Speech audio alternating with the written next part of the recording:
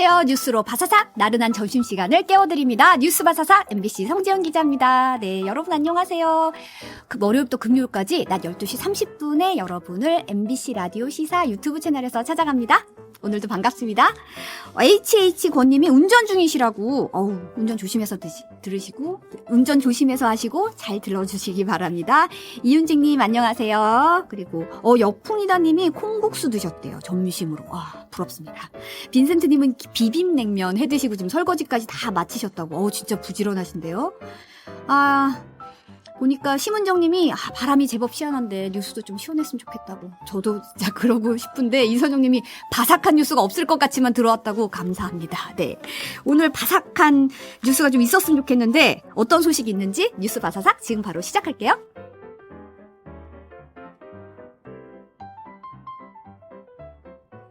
나른한 점심시간을 핫한 뉴스로 채워드립니다.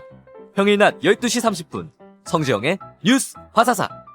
좋아요와 많은 댓글 부탁드리고요. MBC 라디오 시사 채널 구독도 잊지 마세요. 네, 오늘 뉴스 완전 정복하는 온유한. 오늘의 온유한은 제가 골라온 뉴스로 시작하겠습니다. 지금 조금 전에 속보가 좀 들어왔는데요. KBS 수신료 분리 징수안이 방송통신위원회를 통과했습니다. 지금 차관회의 국무회의 의결 거치면 대통령 재가까지 거치면 공포가 되고 바로 시행될 텐데요. 지금 방송법 시행령 개정안이 이렇게 되면 이달 중순쯤에는 공포가 될 것으로 보인다고 하네요. 실제적인 분리징수 시행 시기는 KBS랑 한전이랑 협의를 해야 돼서 조금 시간이 걸릴 전망이라고 합니다. KBS는 입법 예고 기간이 40일에서 열흘로 단축하는 등 절차상 하자가 있었다며 헌법재판소에 진행정지 가처분 신청이랑 그 헌법 소원을 낸 상황입니다. 사실 방통위의 정원이 여러분도 아시는 분 아시겠지만 5명입니다. 지금 현재 이 여권 추천위원인 김효재 위원장 직무대행과 이상인 상임위원이 이 개정안에 찬성을 했고요. 야당 추천위원인 김현 상임위원은 표결에 불참하고 퇴장한 것으로 알려졌습니다. 그러니까 정원 5명에 지금 공석이 2명이고 그 2명이 의결한 내용이 개정안이 통과가 된 상황입니다. 네, 자세한 소식은 또 나중에 또 전해드릴게요. 두 번째 뉴스는 북한이 지난달 15일에 서해상으로 정찰 위성 쏘아 올렸잖아요. 다들 기억하실 텐데 군 당국이 36일 만에 수심 75m 깊이에 가라앉아 있던 우주 발사체와 위성체의 주요 부분을 인양했습니다. 이 정찰 위성인 만리경 1호의 부품도 포함해서 수거했는데 한미 전문가가 면밀하게 분석을 해봤더니 정찰 위성으로서의 그런 효용성은 전혀 없는 것으로 평가를 했다는 게 군 당국의 설명입니다. 네, 세 번째 소식은 지금 사실 매번 속보가 많이 올라오고 있는데 출생 미신고 영화, 이른바 저는 이 말의 어감이 좀 안 좋아서 유령 영화라고 많이 표현을 하죠. 이 수사가 진행되면서 사건이 계속 불어나는 상황이에요. 사실 전날 어제 오후 2시 기준으로 경찰에 접수된 사건이 400건이 넘었거든요. 그래서 지금 400건을 수사 중인데 그 전날 193건에서 하루 만에 400건으로 배 이상 늘어난 수치고요. 미신고 영화 가운데 숨진 아이도 15명으로 파악됐습니다. 아직 소재가 파악되지 않은 353명은 수사를 통해 생사를 확인하는 중이라고 합니다. 네, 다음 소식은 마지막 소식인데요. 행정안전부 산하 공공기관이죠. 민주화운동기념사업회 이사장에 이재호 국민의힘 상임고문이 임명됐습니다. 이재호 상임고문은 사실 친이계 좌장으로 불리죠. 5선 국회의원 출신이고 MB정부에서 특임장관과 국민권익위원장 등을 역임했습니다. 이분이 어떤 분이었지? 과거 전력을 좀 살펴봤더니 군사독재 시절에 민주화운동에 참여해서 5차례 옥고를 치렀고 지난 1994년 현 여당의 전신인 민주자유당에 입당을 했었죠. 네. 민주화운동기념사업회는 최근에 정권퇴진 구호로 내건 행사에 후원단체로 이름 올리면서 좀 논란이 됐었고 이거 때문에 올해 60 항쟁 기념식에는 사실 행간부 산하기관인데도 불구하고 행정안전부도 여권 인사, 주요 인사들도 참여하지 않아서 이 또한 또 논란이 좀 된 바 있습니다. 네. 오늘 오전에 들어온 속보 위주로 소식 전해드렸고요. 지금 이제 바로 청년 정치인 2분 만나보러 가겠습니다. 여러분은 지금 점심시간 디저트 같은 방송 성지영의 뉴스 바사삭과 함께하고 계십니다. 좋아요와 많은 댓글 부탁드리고요. MBC 라디오 시사 채널 구독도 잊지 마세요.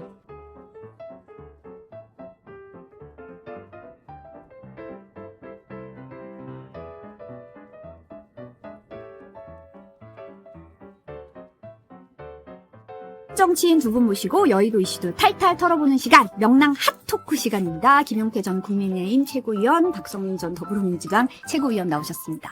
두 분 어서 오세요. 네, 안녕하세요. 두 번째 보니까 조금 친해진 느낌이 드나요? 방송 듣다 보니까 디저트 같은 방송이라고 하셔가지고. 아, 디저트 하기에는 오늘 좀 디저트 같은 소식이 좀 안 들어왔어요, 사실은. 제가 좀 그런 소식을 좀 모아오고 싶어서 아침에 눈을 막 켜고 찾아보는데 속보들이 좀 약간 마음이 좀 버석한 뉴스들이 좀 많이 지난주에 들어와서. 그 회사에서 네. 아버지 야유회 가는 거 아, 방송했던 맞아요. 그건 되게 재밌게 웃으면서 봤는데 맞아요. 되게 그런 소식들이 좀 많았으면 좋겠습니다. 그러게요. 좀 세상이 훈훈해졌으면 좋겠는데 마음이 아픈 소식들이 좀 많이 들어오네요. 어제 이 얘기 뭐 지금 하루 종일 뉴스로 나올 텐데 후쿠시마 오염수 최종 보고서가 드디어 나왔습니다. 이게 나온다고 얘기는 했었고 사실은 그 기조에서 아주 벗어난 것 같지는 않은데 두 분이 이 최종 보고서 나온 거 보셨을 거 아니에요. 내용들 이제 보도도 많이 나왔고 두 분은 어떻게 평가하시나요? 두 분 의견을 좀 듣고 싶어가지고.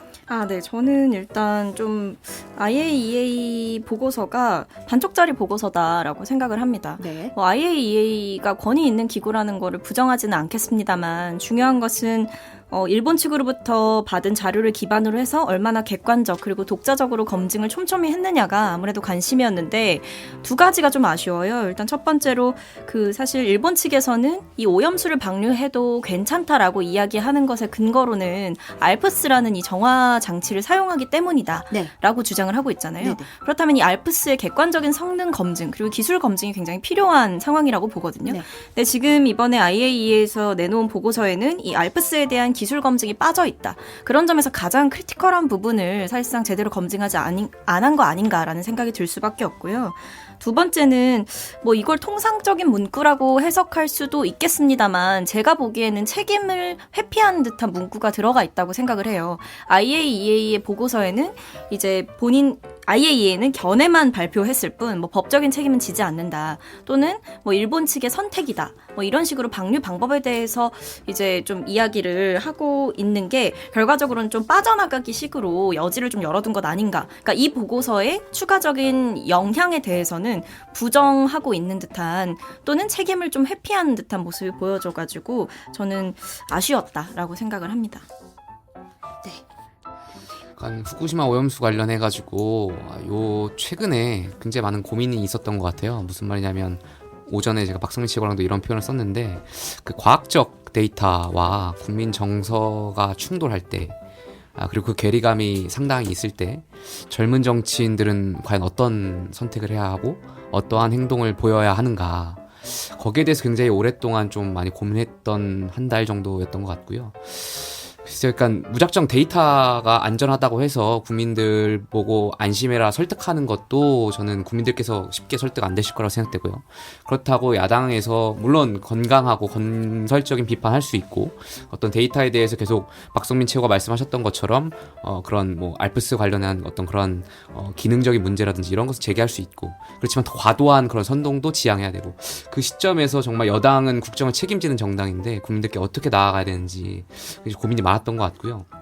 저는 여야 정치인들이 어쨌든 지금 IAEA의 결과가 나왔고 이것은 존중을 해야 되고 어쨌든 근데 여기 더 나아가서 여야 정치인들이 계속해서 저희 국내적으로라도 의학 전문가라든지 과학 전문가들 두고 끊임없이 전 토론해야 된다라고 생각해요.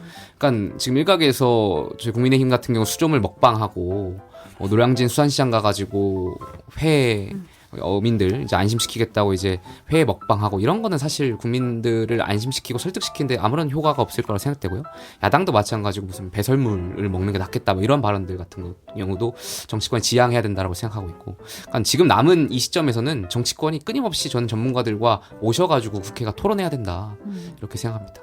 아까 박선미 최고도 잠깐 언급을 하셨는데 저희가 화면을 좀 준비했는데 사실 보고서가 130페이지에 달하고 있잖아요. 그리고 보면 제목이 있고 목차가 있고 그로시 사무총장의 서문으로 이어지는데 잠깐 화면 좀 띄워주시겠어요?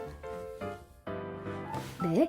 보면은 이 앞에 서문에 마지막으로 이 방출이 일본 정부의 국가적인 결정이며 이 보고서는 그 정책의 권고도 지지도 아니라는 것을 강조하고 싶다.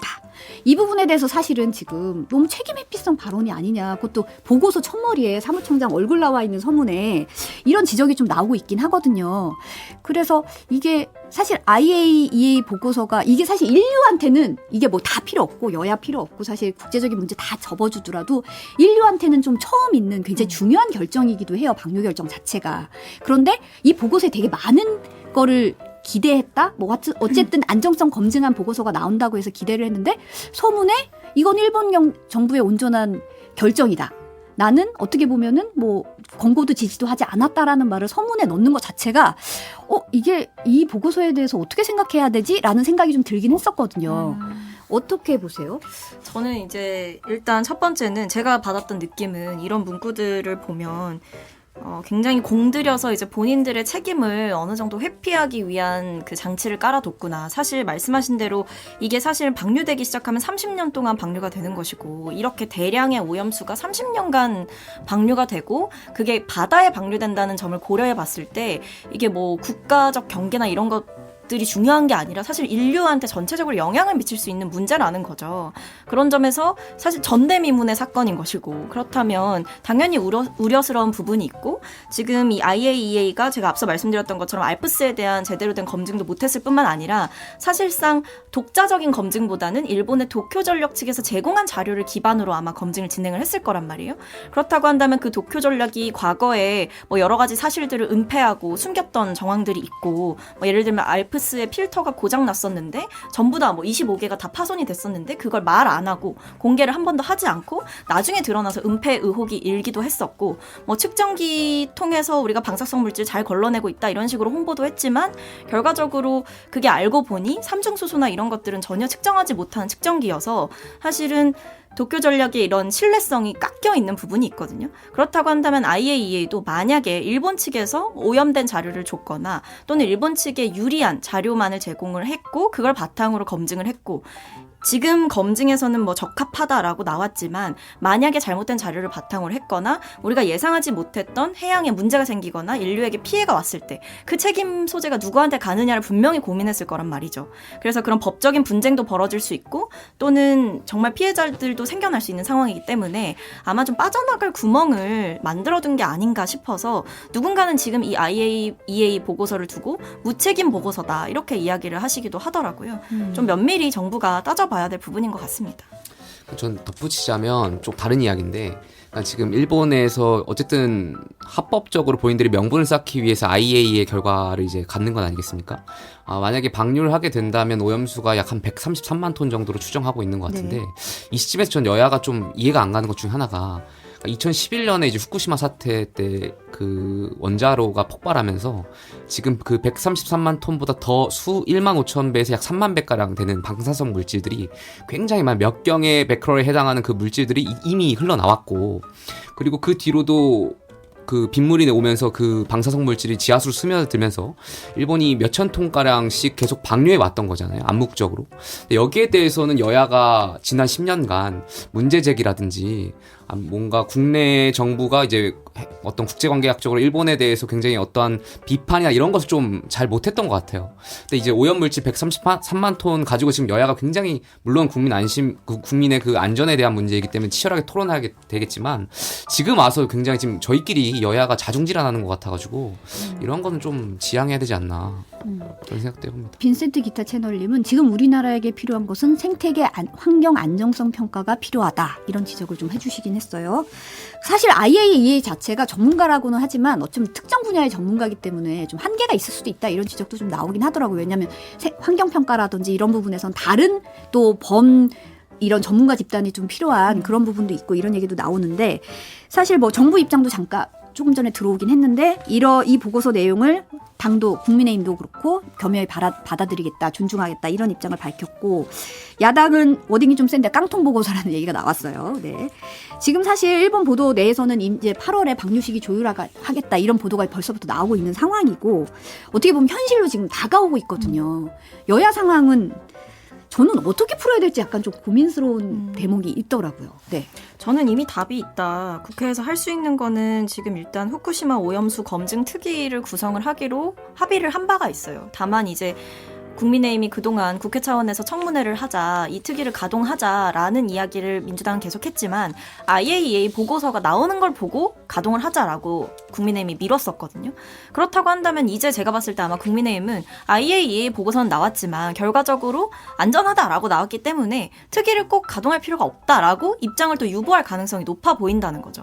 저는 그럴까봐 국회에서 할 수 있는 일부터 이게 여야의 문제가 아니다라고 모두가 이야기를 하고 있는데 왜 국회만 이렇게 정신을 못 차리고 계속 싸우나 이런 고민이 있었고 국민의힘이 그동안 이 여야의 합의사항이 있었음에도 불구하고 IAEA 보고서가 나올 때까지 기다려보자라고 한 데에 대해서는 전 책임을 좀 지셔야 된다고 판단을 합니다.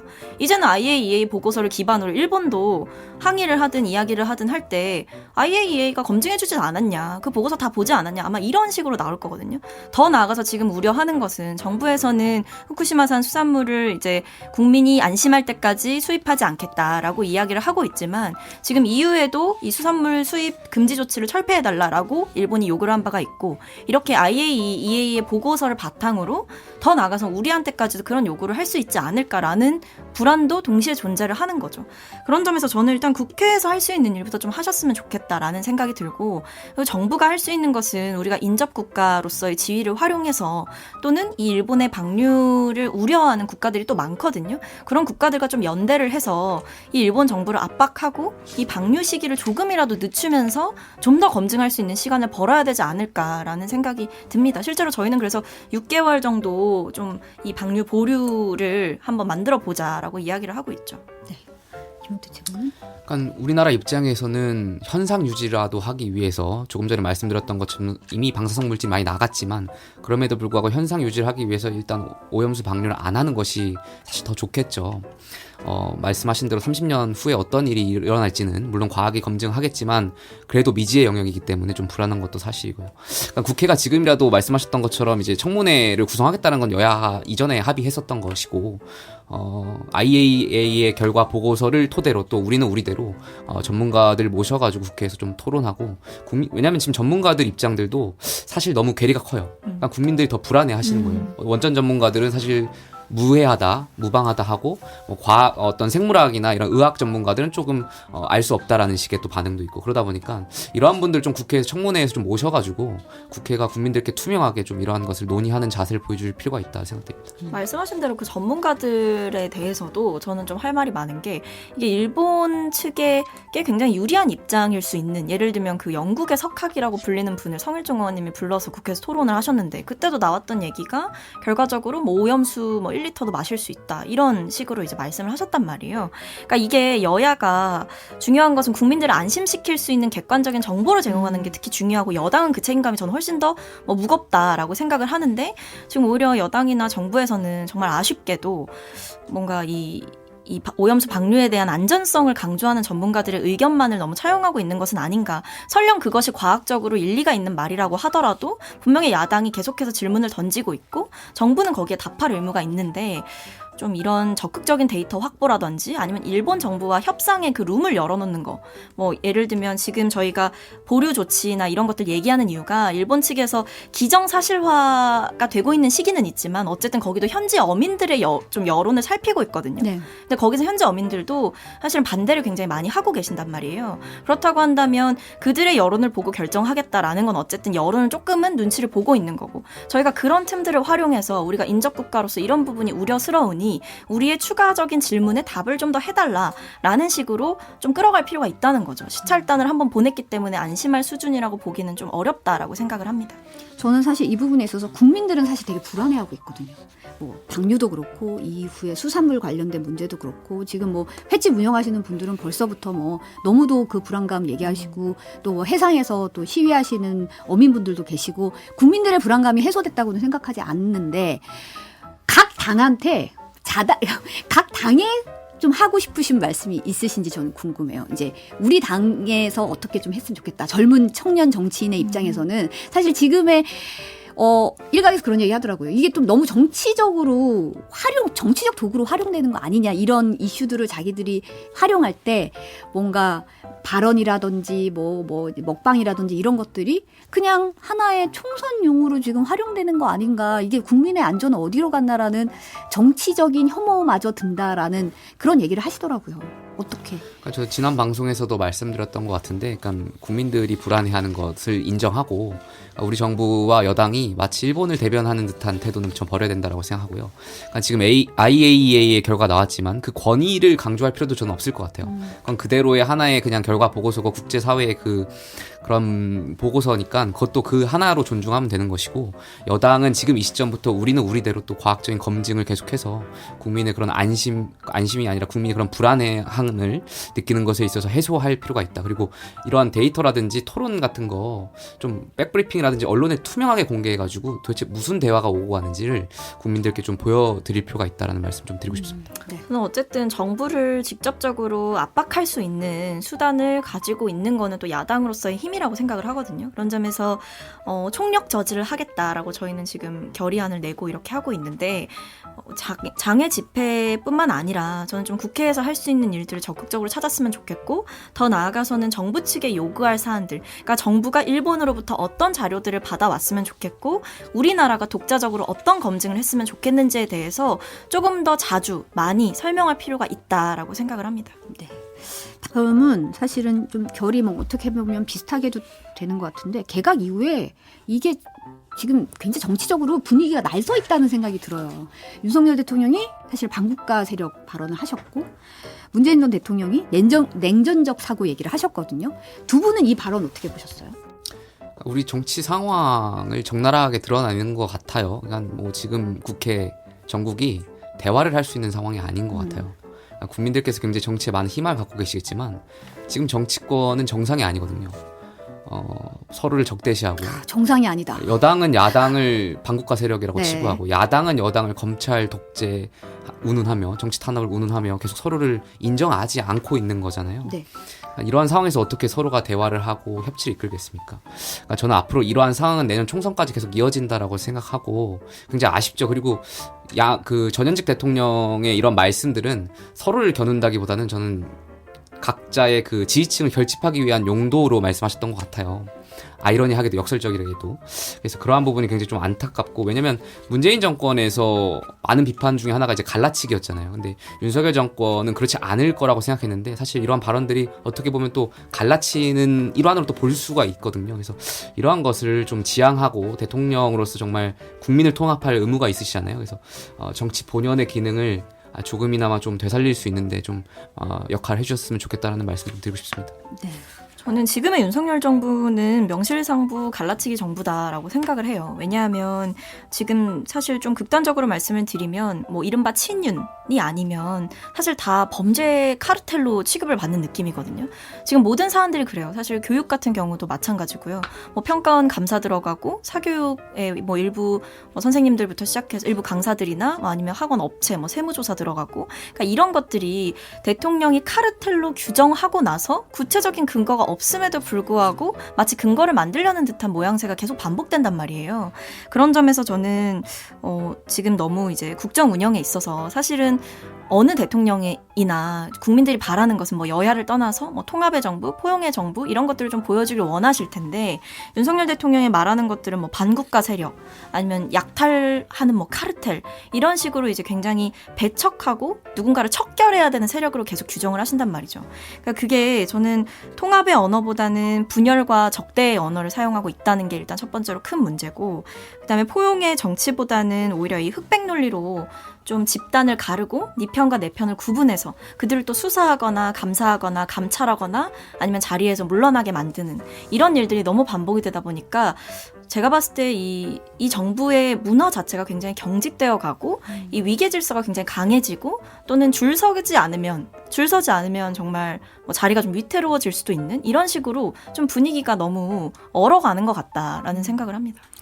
아까 잠깐 버터플라이 님이 댓글에서 이 김용선 의원 얘기를 잠깐 하셨어요. 네. 이분이 굉장히 똑똑하신 분인데 왜 수산물 시장에서 수돗물을 이렇게 수차례 마셔야 하냐라는 얘기를 잠깐 하셨는데, 지금 사진에도 잠깐 저희 캡처 화면인데, 네, 이렇게 입으로 이렇게 떠서 마시는 장면이 나와서 이게 사실 쌤 발언에 이어서 이런 게 당에서는 이거를 좀 좋아하시나요? 저는 좋아하면 정상이겠습니다.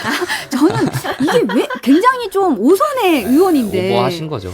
굉장히 오버하신 거고. 수산물 시장까지 가서 굳이 수조물을 이렇게 마시는 그 장면이 굉장히 기괴하기도 하고 정말 뭐 좀 그랬거든요. 좀 마음이 좀 그렇더라고요. 김영선 의원이 그 다음날인가요? 그 인터뷰를 하신 거 보면은 민주당 의원이 이제 총리 보고 이렇게 해서 그렇게 한 거다라고 했는데 그거 자체가 좀 유치한 대응이었다라고 생각되고요.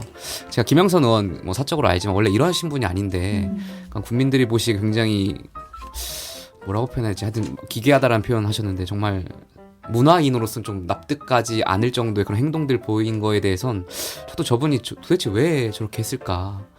아무래도 이제 좀 공천 경쟁도 있는 것 같고, 그러니까 이렇게 하면 뭔가 권력자라든지 이런 분들한테 좀 더 잘 보일 수 있지 않을까에 대한 그런 잘못된 생각에서 지금 나온 결과 같은데, 오선 의원이시잖아요. 네. 당에 저희 여당에 오선 의원 많이 안 계시거든요. 그러니까요. 오선 의원이면 당의 어른이시고 가끔은 정부가 잘못된 방향으로 가면 입법부잖아요. 그 오선이시면 따끔한 충고도 해주시고 이러한 위치에 계신 분인데 먼저 나서서 이렇게 하시는 것은 국민들이 보시기에 굉장히 눈살 찌푸린 행동이다.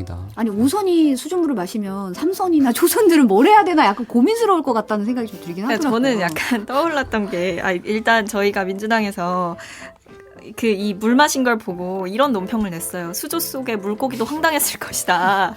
그렇게까지 정말 논평을 냈는데 진심으로 이거는 저는 정치를 너무 희화화시키는 행위다라고 생각을 했었어요.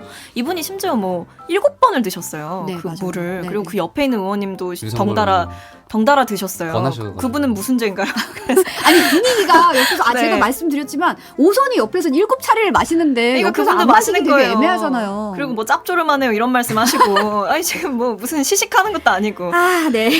네, 저는 어쨌든 이게 지금 이런 식으로 가면 뭐 될 것도 안 된다라는 생각이 들고요. 그리고 뭐 5선 의원이기 이전에 어쨌든 국민들이 뽑은 대표라면 국민의 의사를 반영하고 국민의 불안을 적극적으로 고려할 필요가 있는데 그런 기본 자세가 좀 안 된 것 같다라는 생각이 들었고 사실 수돗물을 드시는 행위를 보면서 저도 좀 이해를 해보려고 노력을 했는데 이해는 사실 잘 되지 않았고 좀 기억이 났던 게 황교안 전 당대표 시절에 그때 의원님들이 삭발을 그렇게 많이 하셨어요, 그때. 삭발을 뭐 릴레이로 막 삭발을 하시고 나중에 저희 당에서는 그냥 내부적으로는 저분은 근데 삭발을 왜 한 거냐 막 이런 알 수 없는 삭발 이 릴레이가 이어졌었거든요. 그때 정말 우스갯소리로 삭발하는 순서대로 공천이 보장되는 거냐 이런 얘기까지 나올 정도로 그때도 총선 시즌이 가까웠었거든요. 그러니까 저는 공천 경쟁이 언제나 있을 수밖에 없지만 이렇게 과하게 가면 본인이 정말 이 당장은 자리를 얻을 수 있겠다 또는 자기의 뭔가 인지도를 높이려고 한 행위일 수 있지만 결과적으로는 이 국민과 정치에는 상당한 피해를 끼치는 거다라고 생각을 합니다. 이렇게 하면 뭐 누가 정치인들의 그런 말이나 행위를 믿어주시겠어요. 이렇게 우습게 행위를 하는데요. 저는 또 주말에 이 사진 보고 좀 반가웠기도 했어요. 아는 사람이다. 이러면서 저도요. 네, 좀 반가웠는데 네. 최경환 전 경제부총리와 이준석 전 국민의힘 대표가 식당에서 저 강남에 있는 식당이라고요. 네. 네. 음식점이었습니다. 네, 김용태 최고위원은 굉장히 다소혹한 자세로. 아니 근데 저게 기사화될 줄 모르고 찍은 사진인데 이기인 도의원이 이제 기록용으로 찍은 사진이다 보니까 네. 저게 기사화되고 이렇게 관심 받을 줄 알았더라면 좀 사진 잘 찍을 걸 그랬어. 저 어플로 찍어가지고 아, 그래요? 다들 막 5명 얼굴 분홍빛 띄면서 굉장히 눈도 크게 나오고 얼굴도 좀 가름하게 나오고. 예, 최강부 네. 총리 주름도 막 안 보이시게 되게 귀엽게라는 표현이 좀 맞는지 모르겠는데 그러면 앙증맞게 일부러 나오시고 업로드용 아니에요? 원래 그냥 기록용으로 찍겠다고 한 건데 아, 네. 이기인 의원이 이제 금요일 날 저녁에 개인의 SNS에 올리면서 이게 일요일 날 기사화돼서 사진 좀 잘 찍을 거야. 먹던 그릇도 좀 치우고 좀 보통 깨끗하게 이렇게 해서 뭐가 있는지 이게 음식이 나와 있는 상태로 인증샷을 찍기 마련인데 맞아요. 되게 배고프셨는지 다 비운 그릇에서 빈 그릇과. 빈 그릇을 놓고 사진을 찍어서 또 자리가 또 공교롭게도 바로 옆자리여가지고 눈에 되게 잘 띄더라고요. 그래서 눈에 딱 띄어서 저는 개인적으로 되게 반가웠습니다. 반갑고 수요일날 물어볼 게 생겼다라는 생각이 좀 들어가지고 약간 기자들 좀 그런 거 있잖아. 잘 됐다 막 이런 느낌 좀 그런 게 있었는데 누가 오라고 했어요? 원래 최경환 부총리께서 그러니까 형 이후에 집행 이후에 그 사면되면서 이준석 전 대표하고 연락 계속 취해 오셨던 걸로 알고 있고 네. 그 과정에서 좀 젊은 정치인들하고 좀 만남을 갖고 싶다라는 의견을 좀 전달한 걸로 알고 있습니다. 그래서 이 전 대표랑 이제 그 자리를 만들게 된 걸로 알고 있습니다. 보신 건 처음이에요? 그러면? 최 부총리는 저는 처음 봤습니다. 뭐 이야기만 들었고 그럼 메뉴는 뭐였어요? 메뉴는 한정식이었어요. 한정식으로? 이런 그냥 소소하니까 유튜브 라이브니까 물어볼 수 뭘 있잖아요. 먹었나 궁금하긴 뭘 했어요. 다 먹었는지. 빈 그릇이어가지고. 그러니까요. 네. 그러면 이거는 사실은 이건이 올렸는데 이거 그러면 전혀 얘기가 안 돼 있었던 얘기 안 거예요? 하고 저한테 뭐 얘기도 없이 그냥 올려서 물론 그거 올렸다고 제가 뭐 타박하거나 이러진 않지만 갑자기 저도 그 금요일 저녁에 그 SNS에 하루만 올라가는 기능이 있어요. 그쵸. 그 24시간 이후에는 없어지는 기능 그런 기능에 올렸던 건데 주변 지인들한테 연락이 오기 시작하더라고요. 그러더니 올렸구나. 왜 이렇게 귀엽게 나왔냐고 이게 지인들이 그래가지고 그런가 보다 했는데 이제 금요일 날 이제 단독 기사가 나면서 굉장히 집중을 좀 많이 받았던 것 같습니다. 그러면은 이게 사전에 얘기돼서 올린 건 아니고 그냥 기록용으로 전혀 찍겠다고 했다가 이제 SNS에 아마 올라간 최경환 거다? 부총리도 그렇고 이준석 전 대표도 그렇고 저도 그렇고 굉장히 좀 기사화돼서 당황해서 이기인 도의원이 지금 좀 저희한테 미안해하는 것 같아서. 그래요? 은근 좋아하시는 거 아닌가? 그거는 잘 모르겠습니다. 기사화될 걸 몰랐을 것 같지는 않은데. 정치인들의 말은 잘 모르겠더라고요. 하시는 분인데. 근데 뭐 네. 지금 많은 평론가분들하고 정치인분들이 굉장히 과하게 해석하시는 것 같은데 물론 해석의 영역은 그분들의 자유니까 뭐 하실 수 있는 거고 근데 저희는 뭔가 의도된 만남은 아니었고요. 그러니까 당에 지금 어른이 많이 역할이 없어요. 조금 전에 김영선 의원님 말씀하셨지만 당의 중진 의원들이 사실 어떤 역할을 제대로 못하고 계세요. 그런 와중에 최경환 부총리께서 물론 잘못한 일도 있었고 본인이 그거로 인해서 이제 감옥에도 갔다 오셨지만 그 전에 어쨌든 MB 때 장관 박근혜 정권 때 부총리를 하시면서 이 당의 굴곡을 다 봐오셨던 분이잖아요. 잘못한 결정에도 전 배울 점이 있다라고 생각하고 잘한 결정에는 당연히 배울 점이 있다고 생각하고 그런 게 쌓이고 쌓이면 레거시잖아요. 그런 레거시를 좀 후배 정치인들한테 물려주고 싶으셔가지고 그냥 대화의 자리였다라고 생각하면 됩니다. 근데 이 자리에서 나온 얘기가 지금 좀 흘러나오고 있는데 네네. 보수 연합군 얘기가 나왔더라고요. 예. 그러면서 이제 거론하신 이제 네. 이름들이 또 공교롭게도 현 정부권과 약간의 갈등을 빚은 분들이 뭐 네네. 나경원 전 최고라든지 뭐 이런 얘기가 나오니까 이게 이제 반윤 얘기도 나오고 좀 어떤 얘기들이 나온 거예요? 그러니까 뭐 그 특정 개인 그 보수 연합군이라는 그 표현에서 특정 개인에 뭐 별로 집중하실 필요는 없을 것 같아요. 그냥 다 함께 같이 가자가 굉장히 중요한 말씀이었고, 그러니까 저는 이렇게 생각해요. 이렇게 이해를 했거든요. 우리가 지난 지방선거 때 아쉽게도 경기도지사를 국민의힘이 패배했습니다. 저는 여러 가지 패배 요인이 있다라고 생각하지만 그 중에 하나가 저희가 융합이 잘 안 됐던 것 같아요. 예를 들면 경선 과정에서 김은혜 후보와 이제 유승민 후보 간의 그런 과열된 그런 경쟁, 그 경선이 끝났을 때도 사실 잘 이렇게 보듬고 이게 융합이 되지 않았어요. 그리고 이준석 전 대표도 언론에서 많이 나왔지만 경기도지사 선거에 유세를 요청받지 않았다, 요청을 받지 않아서 못 갔다 그랬잖아요. 그러니까 그러한 데를 좀 다 융합해서 우리가 경기도 선거를 치렀더라면 결과가 어떻게 바뀌었을지 모르거든요. 제가 알기로 한 6,000표인가 7,000표 사이에서 진 걸로 알고 있어서 굉장히 아쉽게 져서 그러니까 이러한 것들이 하나 예가 될 수 있고 내년 총선도 마찬가지라는 거죠. 우리가 지금 국민들이 보시기에 굉장히 여당이 갈라져 있는 느낌이 있잖아요. 물론 개파 경쟁, 개파라고 하긴 그렇지만 어쨌든 그런 본인들이 내세운 가치를 가지고 경쟁하는 건 좋지만 결과적으로 이제 함께 가야 되는 것이니까 총선에서 함께 가는 것이 우리 윤석열 정권과 보수 정권의 성공을 위한 길이다. 그런 원론적인 말씀을 하셨다라고 이해하시면 될 것 같습니다. 박선민 최고는 어떤 느낌이셨어요?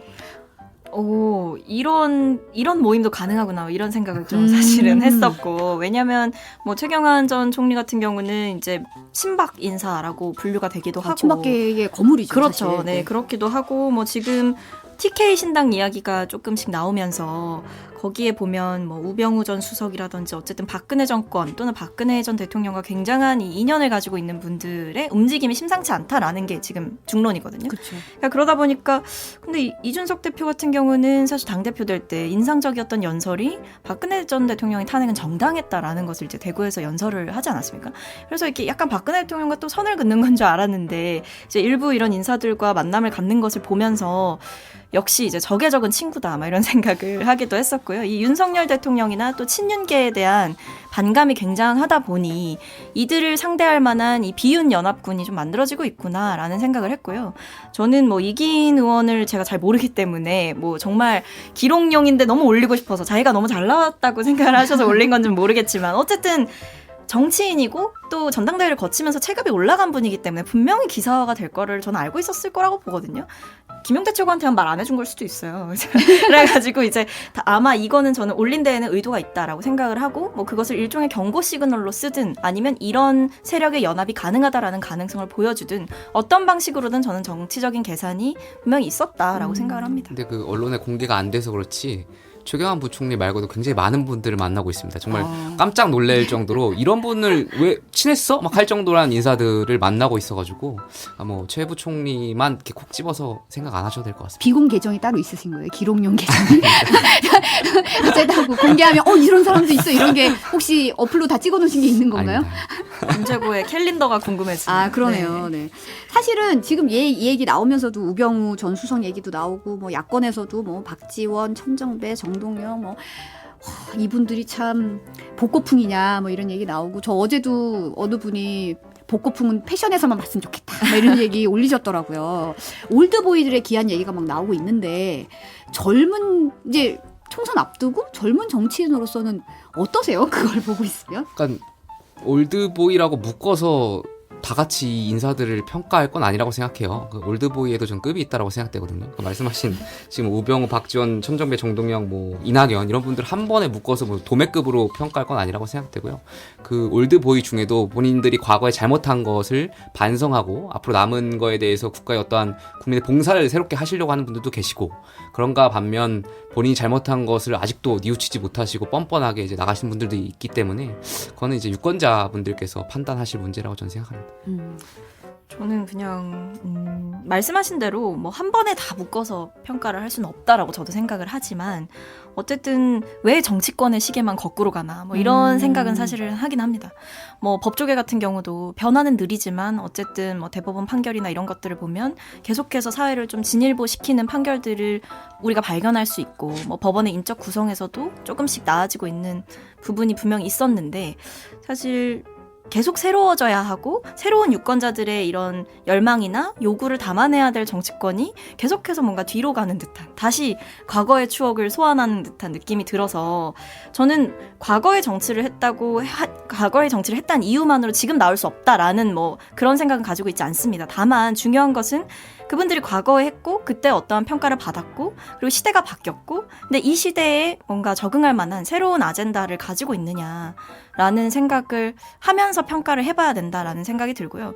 조금 우려됐던 거는 이제 너도 나도 약간 나오는 느낌이 있다 보니까 이제 오래된 선배 정치인들이 한동안 정치를 좀 쉬시다가 다시 재개를 막 다 하면서 이게 약간 일종의 흐름처럼 만들어지는 거예요. 이게 우리가 뭐 한창 뭐 586 용태 또는 인적 쇄신 이런 거 얘기하면 또 한 번 이렇게 싹 물갈이가 되는 기분이 있었다가 또 누군가 그 세대에서 또 출사표를 던지기 시작하면 또 나오시는 거거든요. 이것도 저는 일종의 흐름이 쟤도 나가는데 나도? 뭐 약간 흐름이 조금 만들어지고 있다. 아니, 쟤도 나가는데 나는 못 나가? 뭐 나도 라는 괜찮지? 뭐 생각을 이런 조금은 하게 됩니다. 네.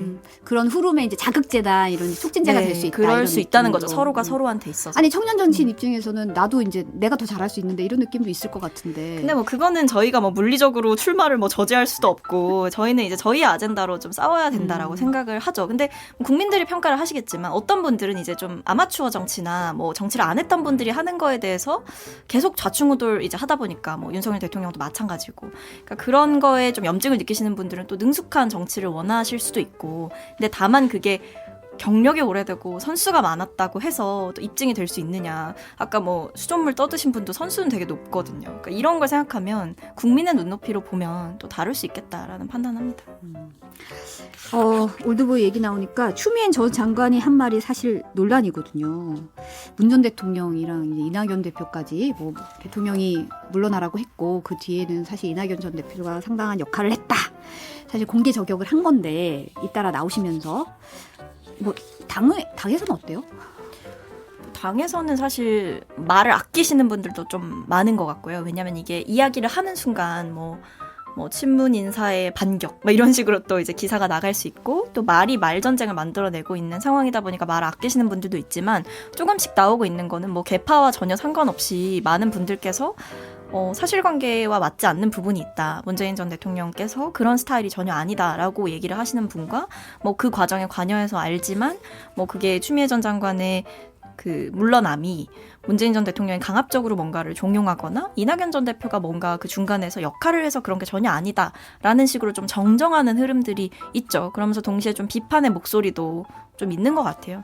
어쨌든 문재인 정부에서 법무부 장관을 하셨던 분이고 본인이 모셨던 대통령을 어쨌든 좀 비판하는 듯한 모양새로 저는 가고 있는 게 굉장히 부적절하다라고 생각이 들고 제가 생각했을 때에도 추미애 전 장관의 그 검찰개혁에 대한 의지를 전 대통령께서 당시에 충분히 존중을 해주셨었다라고 판단을 하거든요. 당에서도 같이 버텨줬던 부분이 있어요. 근데 이제 와서 이렇게 사실상 이거는 이제 집안 싸움이 되는 꼴이에요. 지금 실제로 뭐 지지자들 사이에서도 갈라져가지고 문재인 전 대통령 비판하는 글들이 막 올라오면서 지금 막 말싸움이 시작이 되고 있거든요. 이게 도대체 누굴 위한 이야기인가라는 생각이 드는 거죠. 추 전 장관께서 지금 마치 막 공익 제보자가 되셔가지고 막 많은 매체들 인터뷰를 통해 가지고 막 쏟아내고 계시는 거 아니겠어요? 네. 물론 이제 모시던 대통령이라고 하더라도 국민과의 어떤 그런 신뢰관계가 더 중요하니까 모시던 대통령이 잘못했더라면 당연히 국민과의 어떤 알 권리를 위해서 말씀하시고 비판하실 수 있는데 지금 와서 이러한 식의 행동은 저는 글쎄요 명분도 없고 왜 이러시는지 잘 모르겠어요. 그리고 추 장관께서 만약에 정말 문재인 대통령하고 그렇게 지금 와서 이렇게 싸울 것이 아니라 폭로할 것이 아니라 본인이 정말 본인의 소신대로 밀어붙였더라면 그 당시에 싸웠어야죠. 장관으로서 대통령한테 이러한 것은 본인의 소신에 맞지 않다. 그 당시에 싸웠어야지. 그 당시에선 꼬리 내리고 힘있게 싸우지도 못하고 이제 와가지고 전직 대통령을 향해가지고 이런 식의 폭로전을 하는 거는 그냥 지금 현 대표 이재명 대표한테 잘 보여가지고 내년 총선에서 어떤 역할 한번 해보이려고 하는 압으로밖에 보이지 않을 것 같아요. 저는. 저는 정치재계의 명분을 누군가를 공격하는 것으로 얻을 수 없다라고 생각을 해요. 그러니까 이분은 뭐 처음 시작하는 분도 아니고 이미 과거부터 정치를 해왔던 분이니까 본인이 더 잘 아시겠지만은 본인의 이제 역량으로 또 평가를 받아야 되는 그 경력이 그만큼 있으시기 때문에 정치 재개를 하고 싶다면 솔직하게 그것을 밝히고 어떤 정치를 내가 다시 한번 해보겠다라고 설명을 하시면 될 일이지 이제 본인의 뭐 정치 재개 발판으로 문재인 전 대통령이나 이낙연 전 대표의 책임론을 거론하면서 뭔가를 시작하려는 듯한 흐름은 당에도 전혀 도움이 되지 않고 오히려 분열만 일으키고 있다라는 점에서 저는 굉장히 아쉽다라고 생각합니다. 국민의힘은 사실 근데 되게 나쁘지 않죠. 지금 이렇게 자꾸 제가 입꼬리가 감사하다는 약간 올라가 있는 것 같은 느낌을 좀 제가 받았거든요. 감사하다는 얘기를 그렇게 많이 하세요. 아, 국민의힘 감사하다. 분들이. 아니, 네. 그 추미애 전 장관 그때 언제인지 제가 정확히 기억 안 나지만 그 정신 번쩍 들게 죽비로 내려쳐달라고 막 하셨을 때가 있거든요. 죽비로 지금 정신 못 차리신 것 같아가지고 그래서 왜 지금 와서 이렇게 하는지 저는 이해가 안 되네요. 아무튼 반갑고 고맙다. 뭐 그렇게 해석할 수 있죠. 감사하다. 이런 분위기가 있다. 예. 뭐 감사하죠. 저는. 네, 사실 이럴 때일수록 각 당의 리더 역할이 좀 중요할 것 같아요. 근데 이제 뭐 김기현 대표도 그렇고 이재명 당대표도 그렇고 이제 발언들 때문에 사실 윤리 제소도 또 각각 또 서로 이렇게 맞불을 놓고 있고 하시고 싶은 얘기 있는지 마지막으로 한마디씩 좀 부탁드릴게요. 글쎄요, 그러니까 당대표 두 분이 좀 품격과 품위를 지켜주셔야 될 것 같아요. 그러니까 지금 이 상황에서 당의 리더십이 굉장히 중요한데 서로가 도끼 객긴처럼 지금 막 서로를 향해가지고 뭐 막말을 퍼붓고 국민들 눈살 찌푸리는 그런 행동들을 보이시는 것 자체가 당대표로서의 어떤 그런 역할하고는 좀 떨어져 있는 것 같아요. 행동대장같이 막 행동들 하시니까. 그래서 앞으로 남은 총선을 지휘도 하셔야 될 텐데 국민들이 정말 뭘 원하는지 국민의 대표잖아요. 국민의 대변자고 국민 편에 서셔가지고 좀 국민을 위한 정치를 하셔야 된다는 말씀 좀 드리고 싶습니다.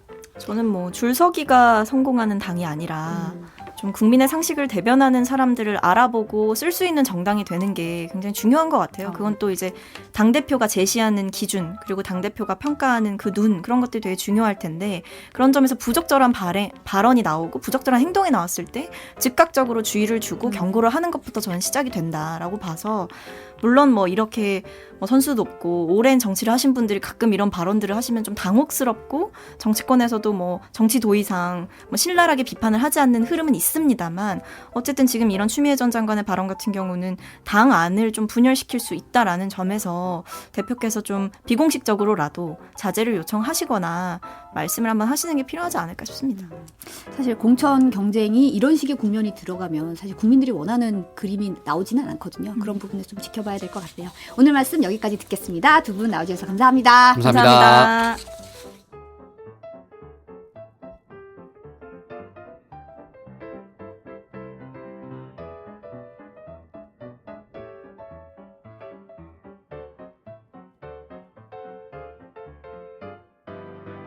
네, 저는 수요일이면 한 주의 고비를 좀 넘겼다 이런 생각이 좀 들거든요. 여러분 이번 주도 어떻게 잘 넘기고 계시나요? 수요일이 지나고 있으니까 좀 더 힘내서 좀 더 달려봤으면 좋겠습니다. 7월 5일 수요일 뉴스 바사삭 오늘은 여기까지 하겠습니다. 오늘도 함께해 주셔서 감사합니다.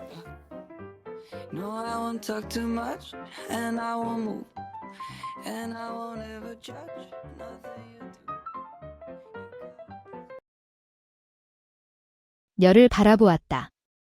20살에는 여기저기 인터뷰를 하다가 불쌍한 길고양이처럼 쫓겨났다.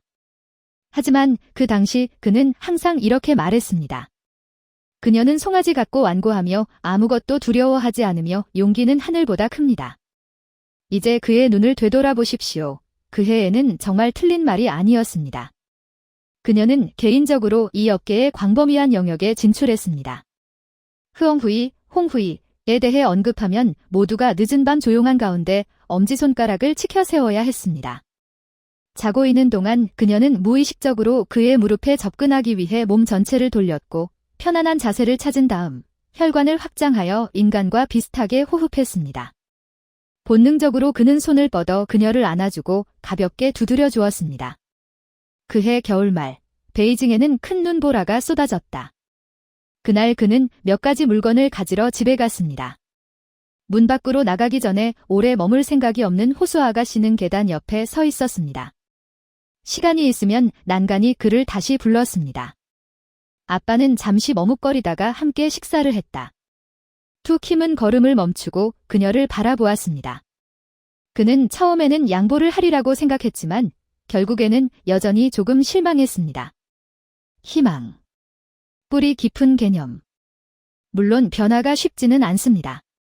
단지 오늘은 호 부인의 의견과 생각이 더 이상 영향을 미치지 않는다는 것뿐입니다. 그녀는 더 이상 오늘 무슨 일이 일어날지 묻지 않았고 결과를 강요하지도 않았습니다. 그러나 킴은 언젠가 다른 이유로 다시 헤어지면 그를 바라보며 침착하게 달아요. 안녕지라고 말할 것이라고 항상 느꼈습니다. 완성을 찾는 대가는 언제나 존재합니다. 어떤 사람들은 얽힌 균열과 징후 사이에 갇혀 괴로워하며 불안해합니다. 그 사람은 이야기 속 누구라도 될 수 있다. 저, 홍후이, 그리고 저의 어머니입니다. 킴의 트로옹 씨는 고개를 저으며 대답했습니다. 우리는 결정할 수 없습니다. 호 씨는 지금까지 그 5대 유행병에 대해 알지 못한다.